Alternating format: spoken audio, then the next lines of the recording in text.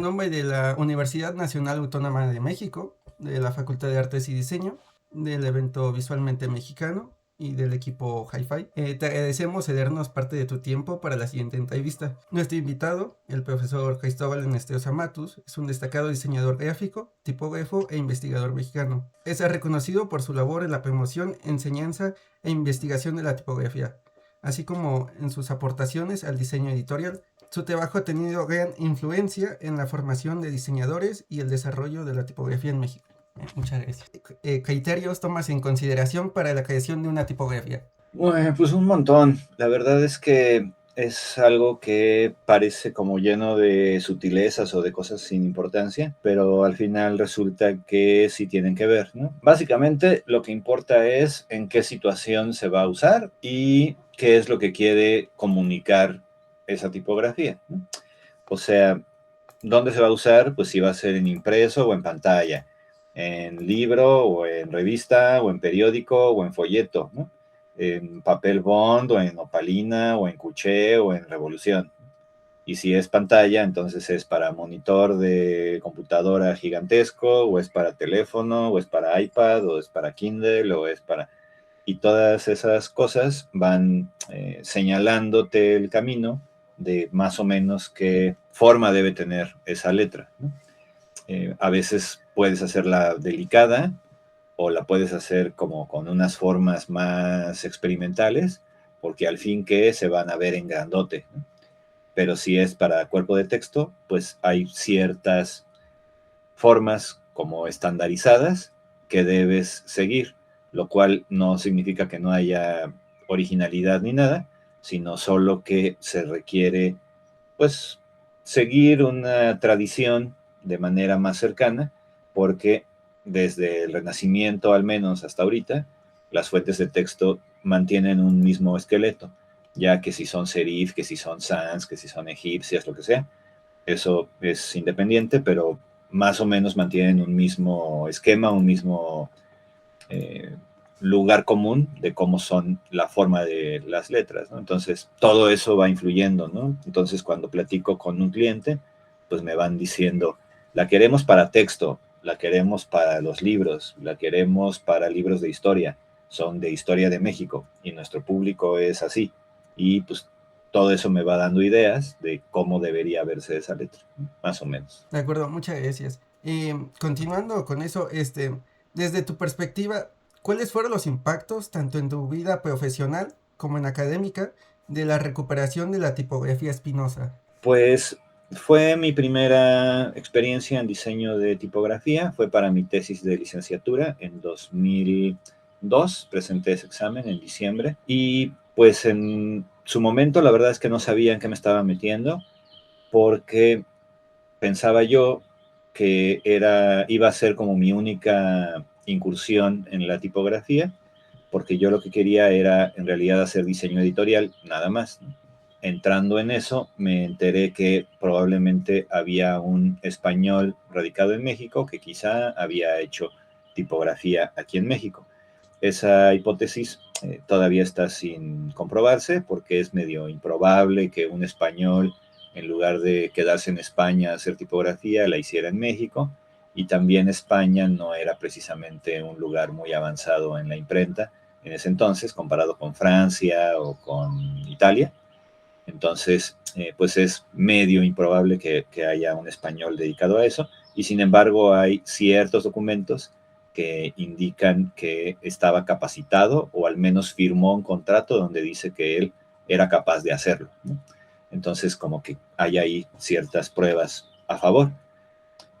Pero bueno, el caso es que como respaldo histórico hizo que esta tipografía tuviera alguna relevancia dentro del mundo académico y profesional mexicano de la época, y por eso tuvo una repercusión personal que fue un tiempo después me invitaron a trabajar en una editorial llamada Libraria, donde hacíamos diseño, yo hacía diseño editorial para esa empresa, ¿no? Hacíamos un suplemento de libros que se llamaba Hoja por Hoja, que salía en el diario Reforma y en otros más, y también hacíamos libros, ¿no? Entonces hacía yo a veces cubiertas de libros, pero sobre todo interiores de esos libros. Y también por eso, ese proyecto, me invitaron a hacer años después la tipografía oficial del Fondo de Cultura Económica, que fue porque en la editorial donde yo trabajaba, mi jefe Tomás Granados conocía a gente del Fondo de Cultura y me presentó con ellos, y por eso años después me invitaron a hacer la tipografía del Fondo de Cultura. Entonces, pues, ¿qué repercusión tuvo? Pues muchísima para mí y pues en alguna medida también para la tipografía en México, aunque sea como muy pretencioso de mi parte, pero lo que sí ocurrió fue que no había muchas fuentes para texto en ese momento haciéndose en México y no había tantas fuentes que tuvieran respaldo histórico, de rescate de alguna fuente que se haya diseñado o utilizado en México. ¿Cuál fue el proceso que tú y tu equipo hicieron para realizar la tipografía más legible del mundo, la cual fue la de Gandhi? No. Eso es una pretensión de parte de la agencia de publicidad que llevó a cabo este proyecto. En realidad, lo que nosotros dijimos, que éramos el equipo conformado por David Kimura, su socia Gabriela Varela, quienes nos invitaron, bueno, me invitaron a mí a trabajar en esto y yo a mi vez invité a Raúl Plancarte, mi amigo, y entre los cuatro fuimos resolviendo. Y parte de los requerimientos de la agencia de publicidad es que fuera una tipografía, según ellos, la más legible del mundo. Lo que nosotros le dijimos, a partir de nuestra experiencia, es que eso era un tanto inviable, porque no es que nosotros seamos los mejores, es a lo mejor nuestras limitantes de nuestro talento, pero también es que, lo mismo que te acabo de decir, no es lo mismo tipografía para libro que para pantalla. Entonces va a ser la más legible, pero ¿en qué entorno? Porque no puede ganar a todas en todos los entornos, ¿no? Para empezar. Y luego, la tipografía más legible es la que más se usa, pero si esta tipografía es nueva, entonces ¿cómo le va a ganar a todas las que ya están establecidas? Y luego además la agencia quería que la tipografía tuviera detalles novedosos para que se identificara fácilmente. Pero de nuevo, si tiene detalles novedosos, entonces la gente mira esos detalles y se preocupa en ver esos detalles y ya no lee el mensaje, ¿no? Entonces, la fuente supuestamente más legible, pues debe ser la fuente más anodina del universo. Entonces, si por otro lado quieren una fuente que llame la atención, pues entonces ya no es la más normal y por tanto y tampoco ya no va a ser la más legible. Entonces sí había ahí como un conflicto en los requerimientos que nos estaban marcando, ¿no? Entonces, al final, la agencia, cuando sacó la publicidad de esta tipografía, sí la anunció como que la más legible, pero en realidad nosotros le dijimos que no era así, pues, ¿no? O sea, por todo lo que te estoy contando. Lo que sí es verdad es que tiene características que la vuelven muy legible en ciertos entornos, ¿no?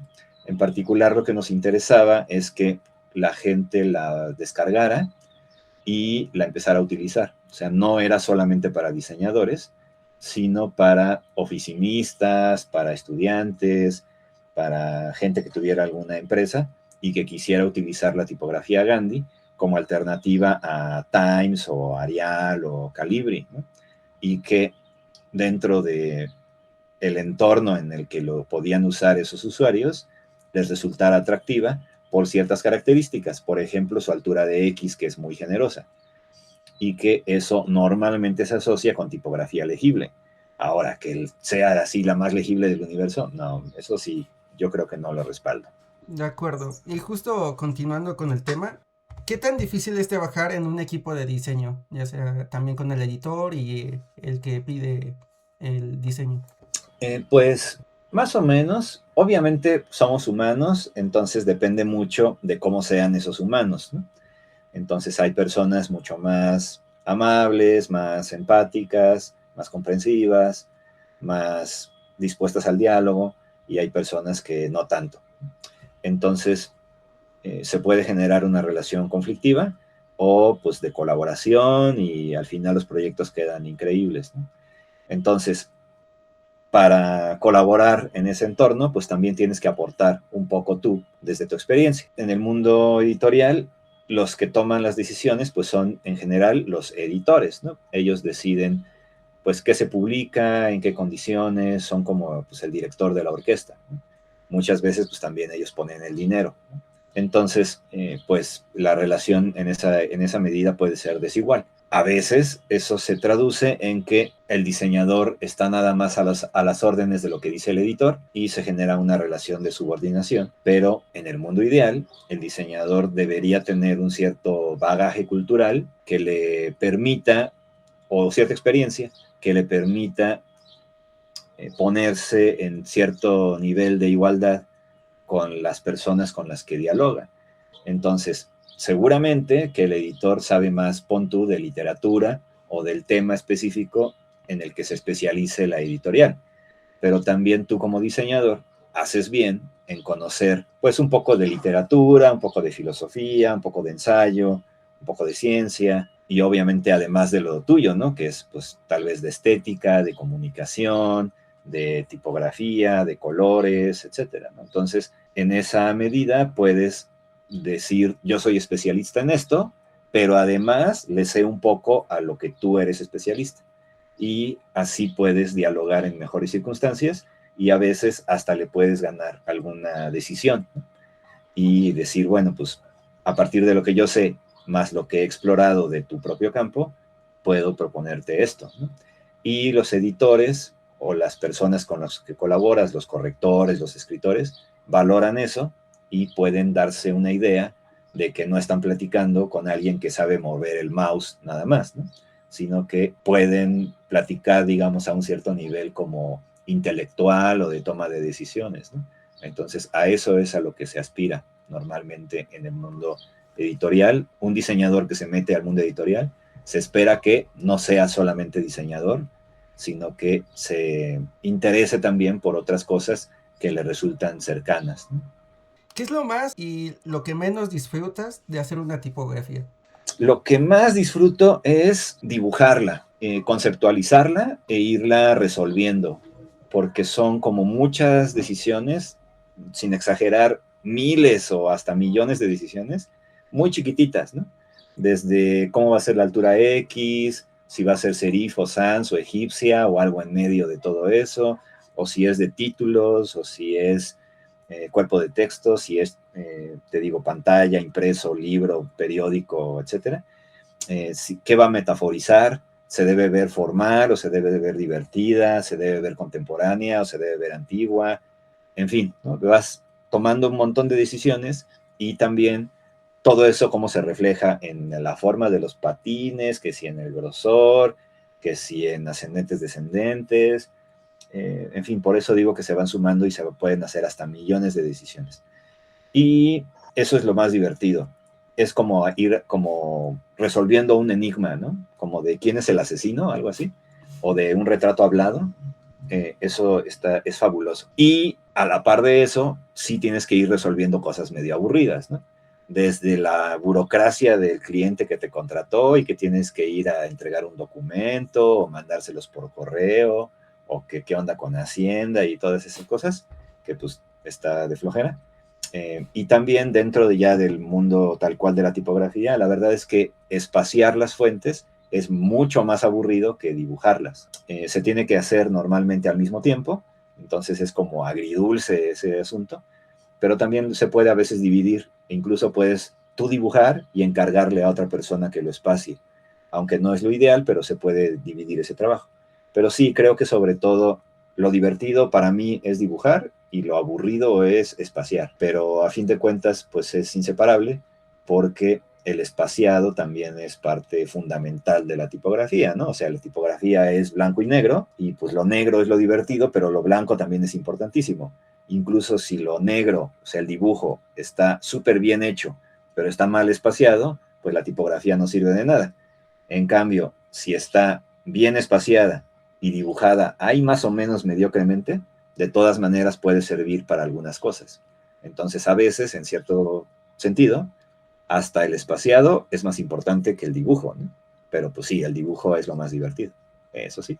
¿Cuál consideras que es tu tipografía favorita hecha por ti y no hecha por ti? ¿Y por qué? Bueno, a ver, hecha por mí, me gusta muchísimo Espinosa Nova, ¿no? La nueva versión, porque creo que me importó mucho, la dediqué mucho tiempo, fue muy importante por lo que te cuento de que me abrió puertas y pues tal vez incluso creo que puede ser por la que seré más recordado. Sin embargo, pues esa fuente en su nueva versión la terminé en 2010, ¿no? La primera es de 2002, que fue para mi tesis de licenciatura.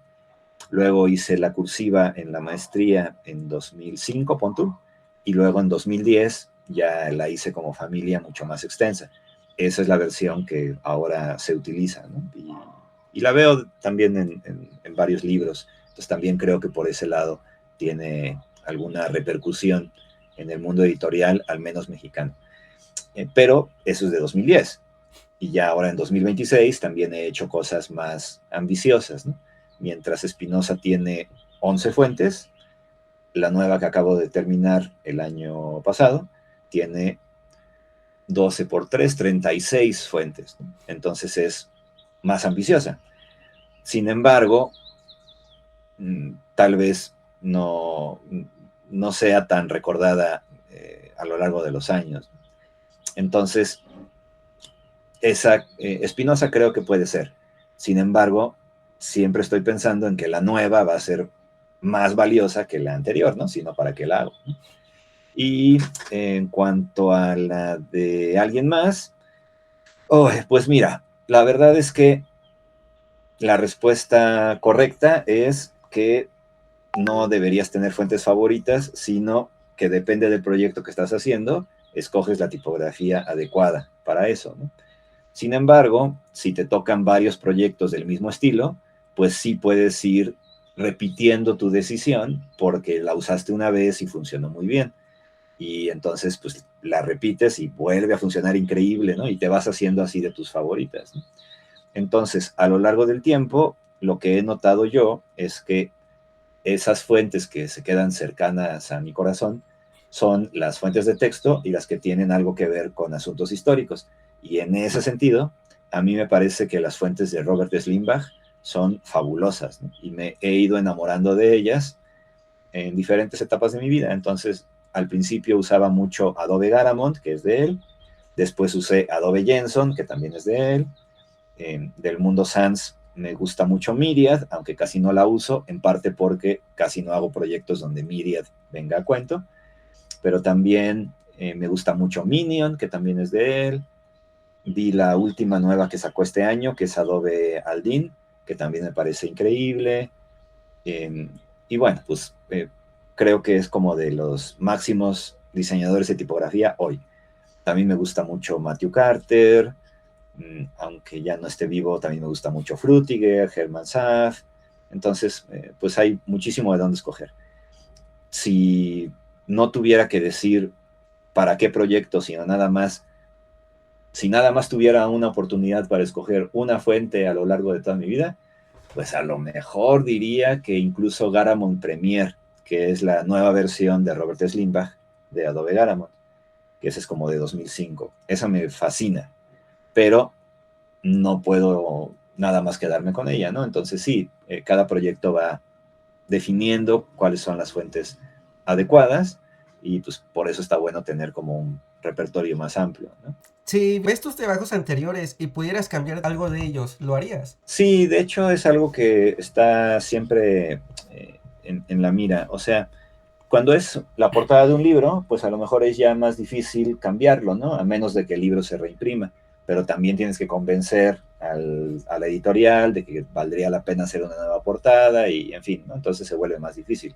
Pero sí, todo el tiempo estás pensando en que tu trabajo anterior puede mejorar porque tienes más experiencia, vas afinando tu ojo, etcétera, ¿no? Entonces, también en el diseño de tipografía pasa lo mismo. De hecho, en algún sentido, la tipografía es un software, ¿no? Y por ese lado, pues también está sujeto a actualizaciones.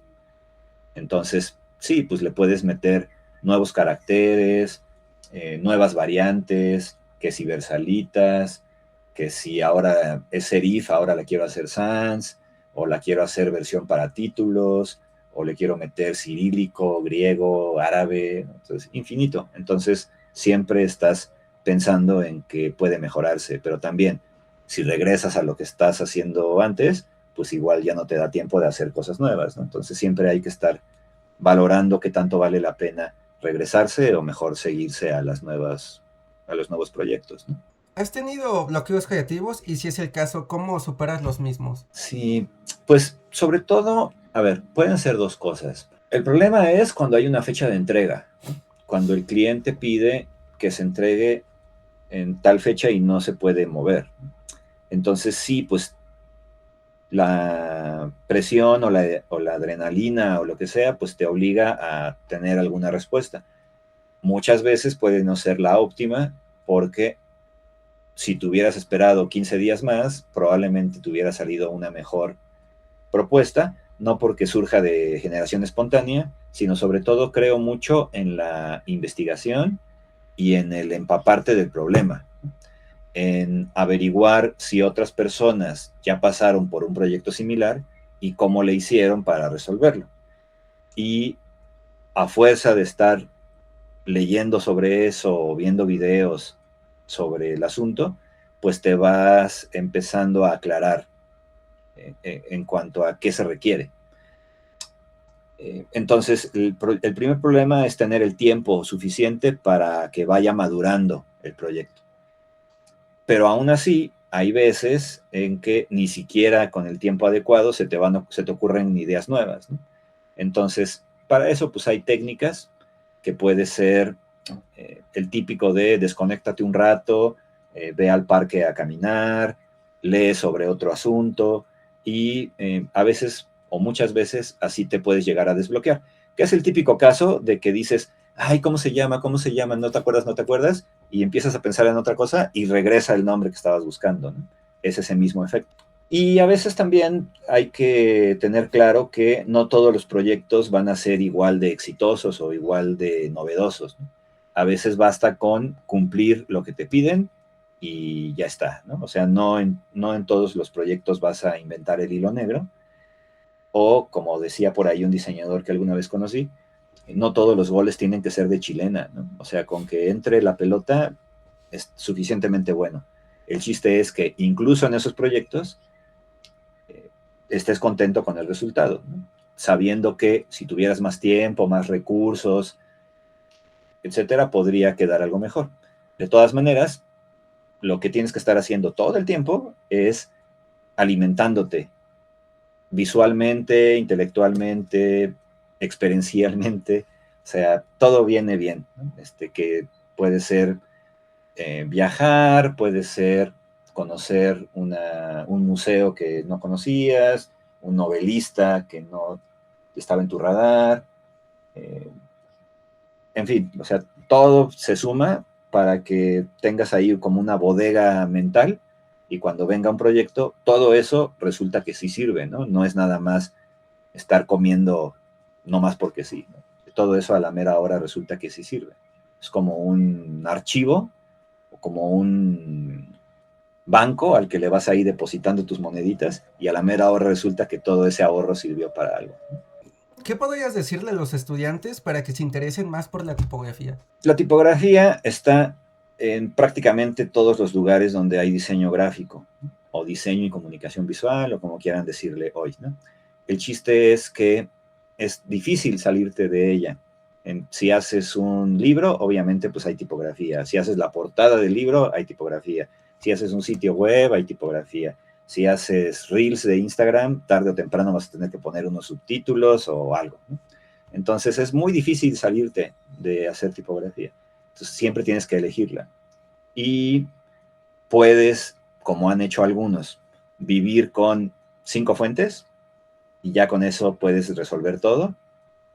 Sí se puede, pero es limitante porque las fuentes metaforizan cosas y en la medida en que tengas más metáforas posibles, pues puedes decir más cosas, ¿no?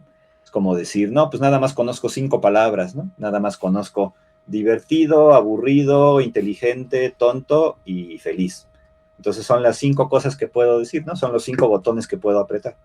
Entonces, la verdad es que es muy limitante. Obviamente, puedes, si sabes, si tienes el talento, puedes usar Helvética, que es súper neutral, súper aburrida, súper lo que sea.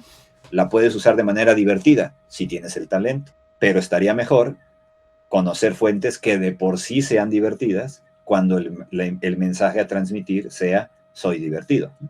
Del mismo modo, si necesitas decir soy un libro muy confiable, pues lo puedes decir con Baskerville, pero también puedes decir lo mismo usando Adobe Garamond, Palatino, a lo mejor Times, a lo mejor Bembo, en fin, ¿no? Entonces, en la medida en que no solo te sabes una canción, sino te sabes 20, pues eres más versátil y puedes hacer diseño más preciso.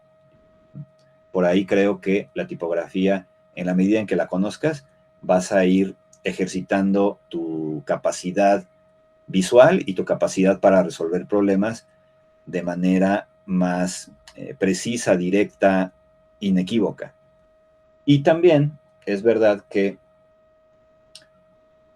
como la tipografía es el mundo de la sutileza, te va generando un ojo de lo que está bien, de lo que está mal, que una vez que le sabes y ves lo que habías hecho antes, dices, híjole, no sé cómo tomé estas decisiones, porque lo que antes era puro salvajismo y pura intuición, se va afinando y la tipografía, como es estarte fijando en los detallitos, resulta que es muy buen entrenador para tu ojo. Entonces creo que eso también es fundamental para el diseñador, que todo el tiempo está trabajando con detalles, ¿no?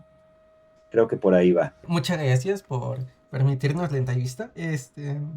Bueno, le agradecemos por su tiempo cedido y las gracias al NOMA de la Universidad Autónoma de México y a la Facultad de Artes y Diseño y de Visualmente Mexicano y el equipo Hi-Fi por el tiempo que nos dio con esta entrevista.